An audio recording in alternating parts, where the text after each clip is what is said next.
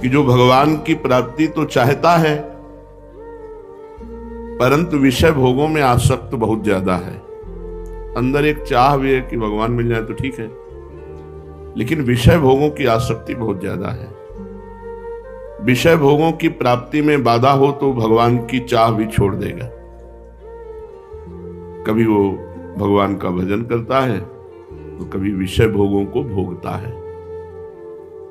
ऐसे साधक के लिए अनेक जन्म संसिद्धि, अनेक जन्म लगेंगे। अपने अपने हृदय को जांचना चाहिए कि हम किस कोटि के साधक हैं। दूसरा साधक वो है जो विषय भोगों की प्राप्ति भी चाहता है और भगवान को भी चाहता है और बराबर साधन करता है। ये उससे श्रेष्ठ है। जो पहला वर्णन किया गया उससे श्रेष्ठ है। वो तो छोड़ भी देता है, ये छोड़ता नहीं, न भगवान को छोड़ता न विषय भोग को छोड़ता है। ये उससे श्रेष्ठ है, पर इसको भी कई जन्म लगेंगे। भगवान का भी भजन छोड़ेगा नहीं, तो विषय संयोग मिलेगा तो छोड़ेगा नहीं। शायद है कि इसी कोटि में बहुत से आ जाएंगे। तीसरा है जो भगवान की प्राप्ति चाहता है पर साधन में तत्परता नहीं है, भोगों में उतनी खास प्रियता नहीं है जैसे ऊपर वर्णन किए गए साधक में। इसमें तीसरे में भोगों की खास प्रियता नहीं है, मिल गया तो। ऐसा नहीं कि भोगों का वो त्यागी है, तो खास प्रियता नहीं है, वह भजन में तत्परता नहीं है। ओ कृपा हो जाएगी तो हो जाएगा, लिखा इसमें कृपा हो जाएगी तो हो जाएगा, बिना भजन किए कृपा। ये भी उसी लाइन में है। चौथा,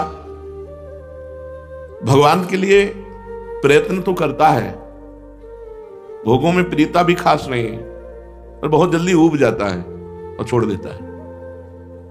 फिर पकड़ता है दूसरा साधन, फिर छोड़ देता है, फिर पकड़ता है। ये भी उसी कोटि में है। अब इनकी कोटि साधनात्मक साधकों की नहीं है। साधन तो प्रयत्न से करता है, बड़ी जल्दीबाजी से करता है, और कुछ दिन में फल ना देख करके ऊब कर छोड़ देता है। दूसरा साधन, दूसरी पद्धति, फिर दूसरी पद्धति, पूरा जीवन। पांचवा, ना भोगों में प्रीति है, भगवान के लिए प्रयत्नशील है, पर उसे संदेह है कि पता नहीं भगवत प्राप्ति होगी कि नहीं। ये ऊपर वालों से अलग है, पर इसको भी जन्म लगेंगे कि इसको संदेह है, अपने साधन पर संदेह है, साध्य पर संदेह है। छठवां, भगवान के लिए पूरी तैयारी है, साधन करता है, विश्वास है, पूरी तैयारी की इस जन्म में भगवान को प्राप्त करूंगा, भगवान पर विश्वास है, परंतु स्नेह संबंधियों से पूरा राग है, रिश्ते नाते स्नेह संबंधी त्याग की पूरी तैयारी कर नहीं पाया। भगवत प्राप्ति की तैयारी है, विश्वास भी है, और स्नेह संबंधियों से जननी जनक बंधु सुतदारा तन धन धाम शुद्ध परिवारा, इनसे संबंध नहीं तोड़ पाया। इसको भी जन्म जन्मांतर वाला खेल खेलना पड़ेगा। सातवां, भगवान के लिए पूर्ण विश्वास है, सब कुछ त्याग करने की तैयारी भी है। मनमान बड़ाई, अपने पुजवाने का नाम, अपना यश, अपना नाम हो जाए, ये भी जन्म जन्मांतरों वाले पक्ष में पहुंच गया। बहुत समझना है भगवत प्राप्ति को। भगवान के लिए विश्वास है, पूर्ण साधन में तत्परता है, लेकिन मान बढ़ाई की इच्छा है, और मान बढ़ाई मिलने पर उसे स्वीकार करता है। इस जन्म में पूरा काम हो जाना मुश्किल हो गया, क्योंकि फंस गया कीर्ति में, जो लोकैषणा है इसमें फंस गया। आठवां, भगवान के लिए पूर्ण विश्वास है, सब त्याग साधना भी है, पर मनमानी करता है, गुरु की आज्ञा में नहीं रहता। त्यागी भी है, भजन भी करता है, पर मनमानी, गुरु की आज्ञा में नहीं। जब मन आया, जैसा मन आया, जो साधन मन आया वैसा करना, ये भी सफल साधक नहीं हुआ। नवां, भगवान के लिए विश्वास है, सब कुछ त्याग है, और एक लक्ष्य साधना में संलग्न है, अब आ गया 9वें नंबर पे। ये साधक है इसी जन्म में भगवत प्राप्ति, भगवान के लिए पूर्ण विश्वास, सब कुछ का त्याग, और एक साधन जो गुरु ने दिया उसी में संलग्न। जो साधना गुरु के द्वारा मिली उसे दीर्घ काल तक संलग्नता पूर्वक करता है। इससे भी बढ़कर 10वां साधक साधन भजन करता है, सब कुछ त्याग है पर बेचैन है भगवान के लिए। हर समय उसके अंदर एक भगवान की मिलन की बेचैनी बनी हुई है।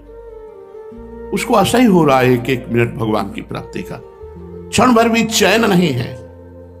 वो सब कुछ समर्पित करने के लिए तैयार है इसी जन्म में।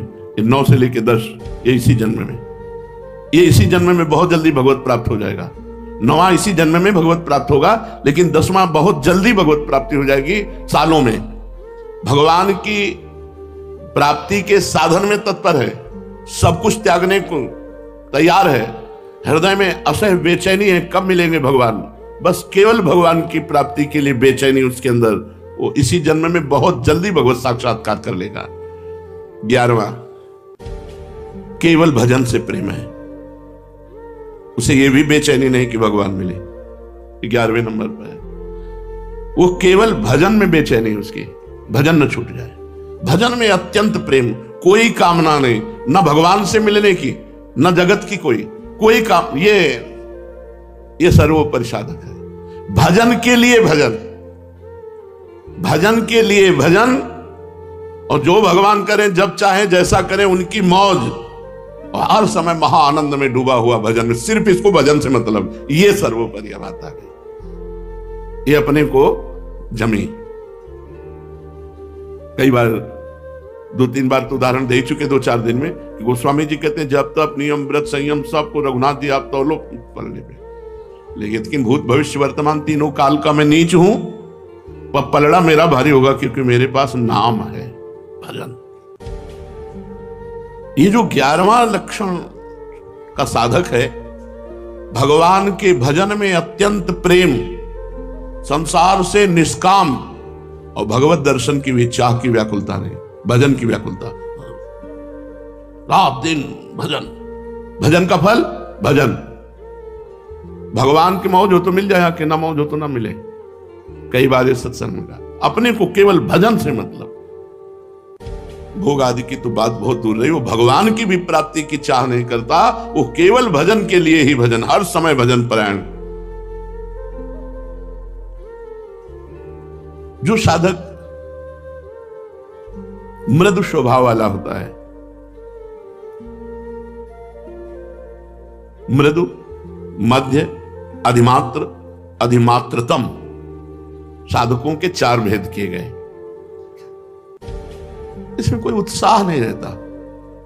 जो मृदु साधक है, उत्साह नहीं रहता, ऐसे प्रतिभाहीन होता है, मानसिक रोगी होता है, मन में मनोराज्य चल रहे, कल्पनाएं चल रही है, और यह होता है गुरु अवहेलना से।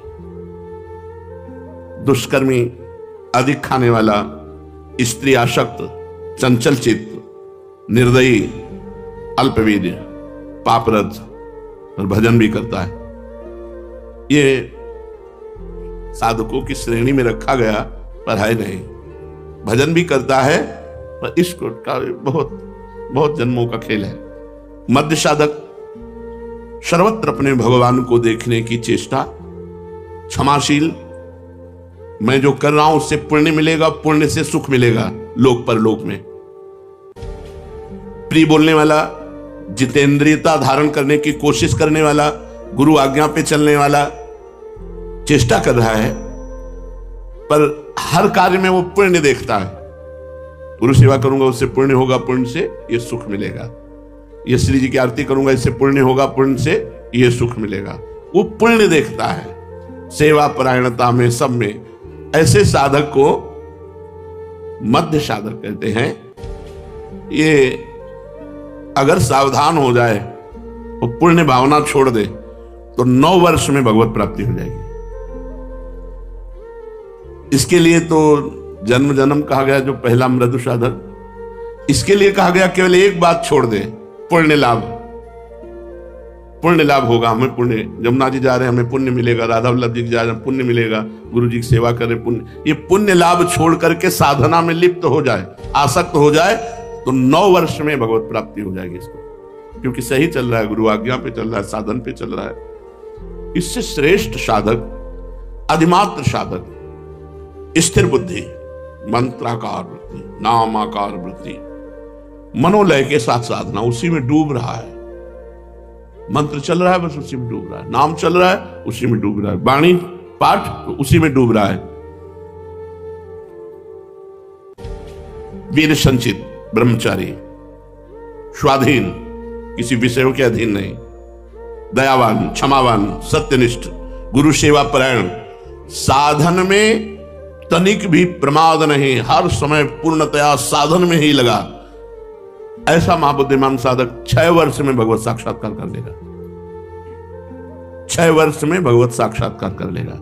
जो अधिमात्र साधक है 6 वर्ष में भगवत प्राप्ति हो जाएगी। रात दिन मंत्राकार वृत्ति, ब्रह्मचर्य परायण, यार 6 वर्ष की तो बात है, जाने कितने करोड़ जन्म बर्बाद कर दिए। स्थिर बुद्धि, मंत्र में, नाम में, तदाकार वृत्ति, मनोलय के साथ जब मन डूब रहा है उसी में, राधा राधा राधा राधा। ब्रह्मचर्य परायण, स्वाधीन, किसी विषय के अधीन नहीं, दयावान, क्षमावान, सत्यनिष्ठ, गुरु सेवा परायण, और साधन में पूर्ण समर्पित चित्त, महान बुद्धिमान साधक, अधिमात्र साधक कहते हैं। और ये 6 वर्ष में 9 तक पहुंचे, 10वें में फेल हो गए। 10वें में प्राणवायु एकदम भरभरा के छूट गई। फिर गुस्सा लगा, फिर शुरू किया 1 से। 10 पार करने के बाद ही, ये नहीं कि हम 9 तो हो ही गए हैं, 1 और कर लेते हैं, नहीं, क्रम क्यों टूटा? 1 से फिर शुरू किया और 10 तक पहुंचे। जब 10वां पूरा ठीक हो गया तब छोड़ा। अगर फिर गड़बड़ तो फिर जिद्दी स्वभाव, उत्साही, बलवान। बलवान को मतलब पहलवान से नहीं है, इंद्रिय बलवान, मनोबलवान, इंद्रिय और मन को जो अपने अधीन कर लिए हैं, ये सबसे श्रेष्ठ साधक की बात हो रही। महान शौर्यशाली, शास्त्रों का ज्ञाता, अभ्यास परायण, किसी से मोह नहीं, किसी भी विषय से व्याकुलता नहीं, मिताहारी, थोड़ा पाने वाला, विशुद्ध आचरण, सबके प्रति अनुकूल व्यवहार, भगवान का नित्य शरणागत, गुप्त रूप से निरंतर भजन में लगा हुआ साधक 3 वर्ष में भगवत प्राप्ति कर सकता है। 3 वर्ष में भगवत प्राप्ति। ध्रुव जी ने तो 6 महीने में भगवत प्राप्ति की। तो आप प्रयत्नशील रहें, ऐसा नहीं कि जन्म जन्मांतरों वाले साधन में चले। पीछे जो वर्णन हुआ वो जन्म जन्मांतर, 9 से 11 तक 3 साधक, 9 से 11 तक तो 9वां तो इसी जन्म में होगा, 10वां बहुत जल्दी होगा, और 11वां तो तुरंत है ही। वो तो वर्तमान स्थिति में है, क्योंकि उसको भजन के सिवा और कुछ चाहिए ही नहीं। तो इसमें पहला मृदु साधक, जिसको जन्म जन्मांतर लगेंगे, मध्य साधक 9 वर्ष में भगवत प्राप्ति, अधिमात्र साधक 6 वर्ष में भगवत प्राप्ति, और अधिमात्रतम साधक 3 वर्ष में भगवत प्राप्ति। जैसे अपने लोगों के गंगा किनारे का जो समय कटा 20 वर्ष, वो इसी में कटा। न खान पान, न मित्रता, न रिश्ते, न नाते, न कोई, न कुछ नहीं, केवल भगवान। शिव शिव शिव शिव शिव, शाम सदा शिव। हर पवित्र है तो मंत्राकार वृत्ति, अपवित्र है तो बस हर समय वायु स्पर्श करती तो ऐसे करते गंगा, हमारे भगवान शिव आलिंगन कर रहे हैं वायु रूप से। बड़ा मनोभाव, बड़ा आनंद का भाव होता है। तो आप क्या समझते हैं हम किडनी के रोग में पीड़ित पड़े रहते हैं? पद चल रहा है, सामने प्रियाजू की झांकी है, कैसे तुम्हें बताएं? कुछ नहीं है, मतलब अपने कमरे में बैठे, सामने युगल सरकार है, आरती हो रही, आरती की जय श्याम सुंदर नंद के नंदन राज, सामने वो बैठे। वहां कुछ आनंद की कमी है क्या? पर अपने लोग आनंद ढूंढ रहे हैं भोगों में, विषयों में, जगत में, इसलिए हमारी दुर्दशा हो रही है। नहीं, एक बार जिद्दी स्वभाव बनाओ, एक बार विषयों से पिंड छुड़ा लो। विषयों में सुख नहीं है, केवल आकर्षण है। भगवान में आकर्षण भी है और सुख भी है, विषयों में सुख नहीं। हमारी बात समझ लो, केवल भ्रम है, आकर्षण है। यदि तुम पहले चिंतन न करो विषय का और फिर भोग लो, तुम्हें सुखानुभूति हो जाए तो मुझे बता लेना। जब तुम चिंतन करते हो विषयों का और भोगते हो तो वो चिंतन वाला सुख तुम्हें मिलता है, आकर्षण केवल है, सुख नहीं है। भगवान सुख समुद्र भी है और आकर्षण भी है, उन्हीं का आकर्षण है। इसमें विश्वास करे साधक कि बिना साधना के भगवत प्राप्ति नहीं हो सकती। न वेश धारणम सिद्धे कारणम न च तत्कथा क्रियैव कारणम सिद्धे सत्यमेतन्न संशया। ना तो भेष बनाने से भगवान मिलते हैं, कपड़ा रंगने से, और न बहुत बात बनाने से, चातुरता पूर्वक बहुत बातचीत उपदेश करने से भगवान नहीं मिलते। भगवान मिलते हैं भजन करने से। क्रियैव कारणम सिद्धे, क्रिया ही कारण, भजन क्रिया ही सिद्धावस्था के लिए कारण है। सत्य में तन्न संशया, मेरी इस बात में संदेह मत करना। न भगवान भेष धारण करने से मिलते हैं, न भगवान बातचीत लच्छेदार भाषण करने से मिलते हैं। भगवान मिलते हैं तो भजन करने से मिलते हैं। असल में ऊंचा साधक वही है जो अपना सर्वभार भगवान पर छोड़कर निरंतर, बस यही है जीवन का सार। अगर पकड़ पाओ तो पकड़ पाओ। असल में ऊंचा साधक वही है जो सर्वतोभावेन अपना भार भगवान पर समर्पित करके रात दिन भगवान के भजन में लगा। बस दुनिया का परपंच, दुनिया के योग साधनाएं भगवान पर सब, इस पर बहुत बार चर्चा हुई। आश्रय और भजन वही सर्वत्र लिखा हुआ है, जो हृदय में आता है वही लिखा हुआ। असल में ऊंचा साधक वही है जो सर्वथा सर्वतो भावेन भगवान में समर्पित है। सर्वतो भावेन, कोई भी भावन्य से नहीं, सब भगवान से, और अपने को भगवान पर छोड़ दिया और खूब भजन में तत्पर। बस सार बात यही। अब भजन में प्रीति कैसे होगी? साधक वही जो खूब भजन में डूबे। तो भजन में क्यों नहीं डूबता? अन्य व्यक्ति का महत्व, अन्य वस्तु का महत्व, अन्य साधनों का महत्व। सर्वेषु साधन वरेषु चिरम निराशा। किसी भी अन्य साधन का तिरस्कार न करो, पर नाम में दृढ़ विश्वास कर लो। अनन्य विश्वास केवल नाम में करो कि हमारा काम तो केवल नाम से होगा। साधन, हमारा विश्वास है कि इस जन्म की सार्थकता केवल नाम है। ये हमारे हृदय की भी बात है। हर प्रश्न का उत्तर नाम में ही होता है। नाम से ही, बहुत ध्यान से सुनना है, बड़े अमृतमय वचन और सिद्ध पुरुष के वचन है।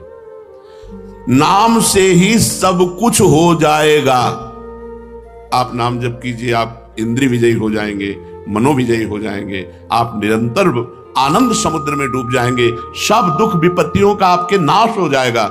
नाम से ही सब कुछ हो जाएगा, विश्वास कर लो। नाम की जितनी महिमा शास्त्रों में और लिखी है, संतों ने गाई है, सब थोड़ी है, पूरी कोई नहीं गा सकता।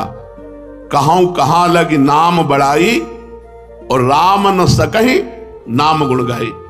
स्वयं भगवान अपने नाम की महिमा पूरी नहीं कह सकते, फिर और संत महात्मा शास्त्र जितने, वो तो अपनी अपनी मति गति के अनुसार है। स्वयं भगवान जो अनंत मति गतियों के स्वामी है, वो भी राम न सकहि नाम गुण गाई। ऐसा विश्वास कर लो। नाम का इस तरह से विश्वास कर लो कि किसी और साधन की तरफ मन ही न जाए। एक बात बैठेगी कि सबका सार है भजन, बस मंत्र चल रहा है, नाम चल रहा है। हर ग्रंथ को खोलो, उसका है सार कि एकाग्रता पूर्वक भजन करो। तो बहुत हो गया पढ़ के, पढ़ करके पूरा जीवन निकल गया। अब उसका अनुभव करो, हर समय भजन, हर समय भजन। गोस्वामी जी कह रहे, बहुत सुंदर पद है, कह रहे भरोसो जाहि दूसरो सो करो। भाई तुम्हें कोई दूसरा भरोसा हो आप कर, मैं आपको रोकता नहीं हूं। जिसका जहां मन होता है उस साधन में अपनी रति करता है। भरोसो जाहि दूसरो सो करो, मुको तो राम को नाम कल्प तरु, कलि कल्याण फरो। भरोसो जाहि दूसरो सो करो। तुम्हें अगर जहां मना वहां भरोसा करो, हम तुम्हें रोकते नहीं, लेकिन हम अपने बात बता रहे हैं। मोह को